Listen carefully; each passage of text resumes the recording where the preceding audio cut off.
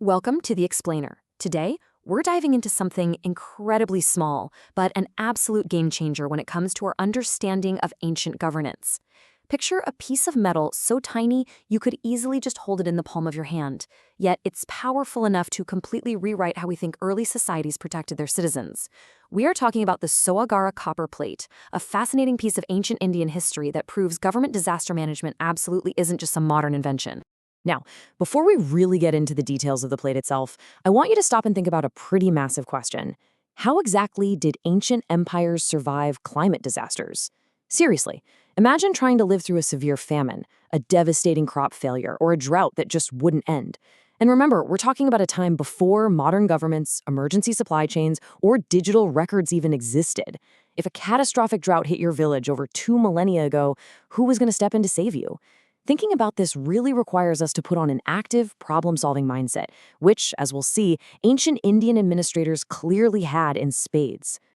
Okay, so to find out how they pulled it off, let's rewind. Not all the way back to the ancient world just yet, but to the year 1880.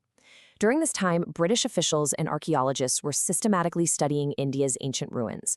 And in a forgotten little village called Sohgaura, which is in the present-day Gorakhpur district of Uttar Pradesh, they literally dug up a mystery. It was this small, unassuming piece of metal. Honestly, at first glance, it doesn't look like much at all. But finding this early document turned out to be a massive breakthrough for historians studying ancient statecraft.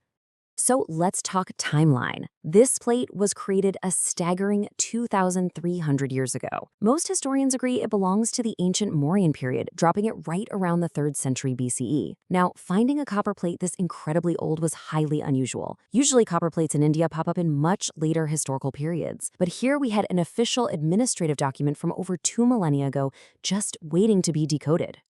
To actually read the thing, experts had to tackle the Brahmi script. Now, Brahmi is essentially the master key to ancient India. It's this crucial script from which a ton of later scripts eventually developed. Cracking these engraved characters gave us an unprecedented window right into early Indian administration and economics. And what's really cool is that it's the exact same script used in the famous inscriptions of Emperor Ashoka. So the moment scholars saw that, they instantly knew they had struck historical gold. But here's the real kicker. While the script is Brahmi, the actual language they were writing in is Prakrit. Why does that matter? Well, think about Sanskrit. It was mostly reserved for the elite, for scholarly and religious traditions. Prakrit, on the other hand, was the language of the everyday people. It's what you use for practical, normal, administrative communication. So this proves the Sohgaura plate wasn't some high-minded religious text. It was a completely practical, boots-on-the-ground document meant to be easily understood by local officials and ordinary folks. Let's look a bit closer at the physical artifact itself, because unlocking it reveals some truly fascinating choices by whoever made it. First off, why copper? Well, they specifically chose a highly durable material because they wanted to preserve this vital administrative info for generations. It wasn't meant to be read once and tossed away. Alongside the written instructions, the plate features these official symbols. Now, historians still debate their exact meaning, but they most likely acted as an official stamp of authority from the issuing office. They absolutely intended for this thing to last for centuries. And that brings us to the most crucial point of all. This is not a story about war or kings. You know, when we usually find ancient artifacts, what are they doing? They are bragging about royal conquests, massive battles, or expanding borders. This little copper plate breaks that mold entirely. It is an exceedingly rare document dedicated purely to public welfare. It's all about how a state cared for its people during impossibly difficult times. It completely flips our perspective on ancient government priorities. Which naturally begs the question, what exactly was their emergency plan? How in the world did a Mauryan-era administration prep for inevitable famines and crippling droughts without any modern technology, or logistics, or data? Well, once historians translated those Brahmi characters and made sense of the Prakrit constructions, they uncovered a strategy so highly sophisticated, it feels surprisingly modern to us today. The translated text lays out a very explicit, 3-step, cyclical mechanism for disaster management. It's brilliant in its simplicity. Step 1, store surplus grain during normal, healthy harvest years. Step 2, keep that grain locked down safely in government-controlled granaries. And Step 3, distribute that stored food directly to the population when a drought hits or times get tough. I mean, functionally, this operates almost exactly like our modern-day emergency disaster warehouses.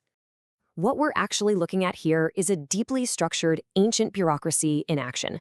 This wasn't just some vague, let's cross our fingers and hope for the best kind of idea. The government explicitly anticipated that droughts were going to happen. They formally appointed officials whose sole responsibility was to manage these government-controlled storage facilities ahead of time. It was a fully pre-planned emergency response.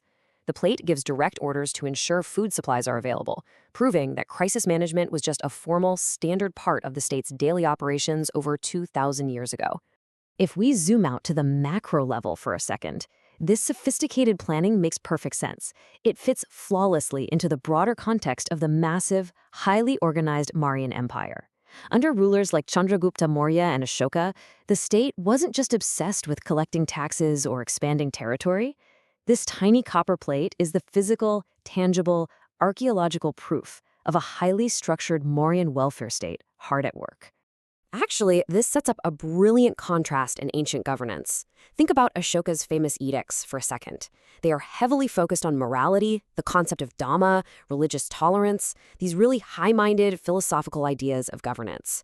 But the Sohgaura Inscription, which, by the way, doesn't even mention Ashoka's meme, it is entirely about practical survival. It's the gritty, boots-on-the-ground reality of securing the food supply, managing emergencies, and taking direct administrative action. It's grand ideas on one hand, compared to rapid action and bare survival on the other. The focus on granaries here reveals a timeless, universal economic principle. Agriculture creates wealth, but stored food protects society. A granary to them wasn't just some dusty old warehouse. It was a critical, strategic resource buffer. The ancient administration knew perfectly well that all the agricultural wealth in the world means absolutely nothing if a single bad harvest can wipe out your entire population. Storing accessible food was the ultimate safeguard for their entire civilization. So, pulling this all together, why does this matter so much? Why does this tiny piece of metal change history? Because it provides undeniable proof that early government emergency planning existed. It highlights an incredibly organized economic administration and shows us that social responsibility was a top-tier priority for the state, not just an afterthought. As one of the earliest examples of administrative writing on copper we've ever found, it completely forces us to measure a powerful ancient kingdom not just by the sheer size of its army, but by its capacity for compassion and strategic resource management. I want to leave you with this really powerful thought. Food security is the foundation of social stability. A state's true duty to care for its most vulnerable people during difficult times was just as absolutely crucial 2,300 years ago as it is for our governments today. The Sohgaura Copper Plate is literally a voice from the past, reminding us that true power lies in protection. So the next time you hear about a modern disaster relief effort or some complex government supply chain, ask yourself, have we really invented anything new? Or are we just following the brilliant blueprints laid down by ancient visionaries millennia ago?